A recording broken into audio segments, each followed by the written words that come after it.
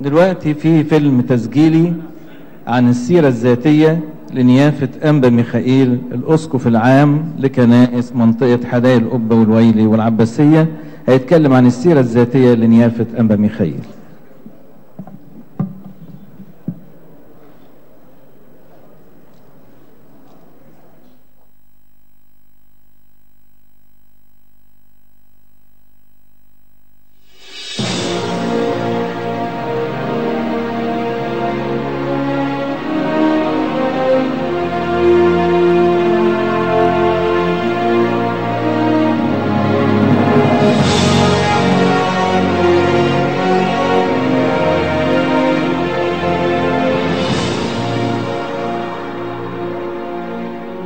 الراهب القس أو القمص بولس المحرقي.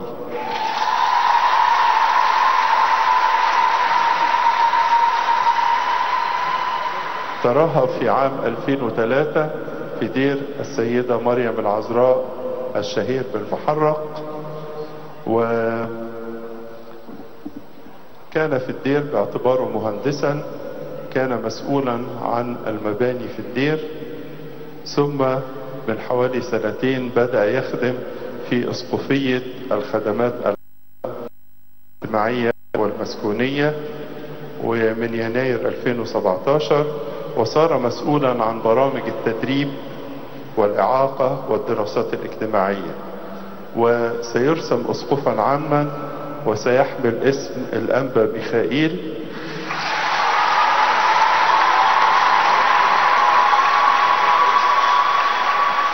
وسيخدم أسقفا عاما هنا في القاهرة في أحد أحياء القاهرة للرعاية. نيافة الحبر الجليل الأنبا ميخائيل، الاسم بالميلاد أرميا إسحاق ثابت، تاريخ الميلاد 2 أكتوبر 1976، ملاوي المنيا، المؤهل الدراسي بكالوريوس كلية الفنون الجميلة جامعة المنيا سنة 2000. دخل الدير في 19 مارس 2002 ونال الرهبنة يوم 11 يوليو 2003 باسم الراهب بولس، ونال بركة كهنوت في نوفمبر 2011 الدير كمسؤول مباني الدير، وخدمته حاليا أسقفية العامة والجمعية من يناير 2017 كمسؤول برامج التدريب والإعاقة والدراسات الاجتماعية.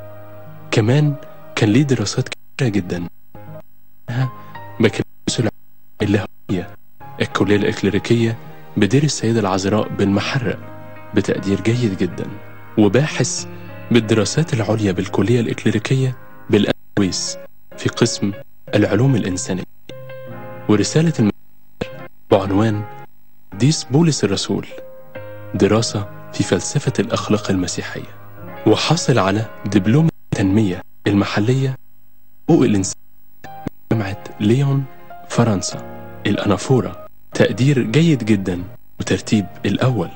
دبلوم تدريب مدربين من جامعة ليون فرنسا، عمل كمدرس مساعد في جامعة ليون بمعهد أنافورة في إدارة المشروعات وإدارة الصراع والشراكة.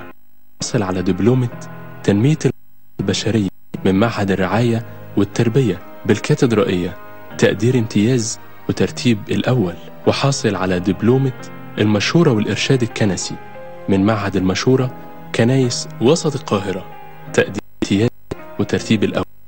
عمل كمدرس مادة علم النفس والمشورة المسيحية بالكلية الإكليريكية بدير السيدة العذراء بالمحرق، ومدرس مادة علم الوعظ بالكلية الإكليريكية بالمحرق، ومدرس معتمد من المعهد الكندي للتدريب والإدارة، مدرب تنمية المهارات بأسقفية الشرق، ومدرب بمركز إعداد الجودة بالقوسية ومصر القديمة، وعضو في رابطة الأخصائيين المصرية، وقام بالإشراف الفني على مركز القمص ميخائيل البحيري للإعاقة الذهنية رزقة من سنة 2007 لسنة 2017.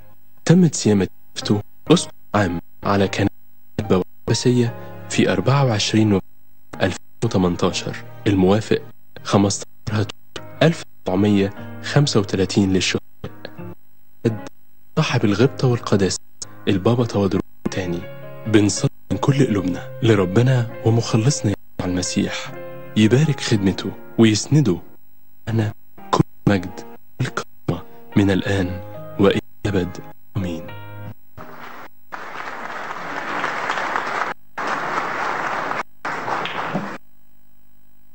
حضراتكم السيرة الذاتية لنيافة ميخائيل في كلمة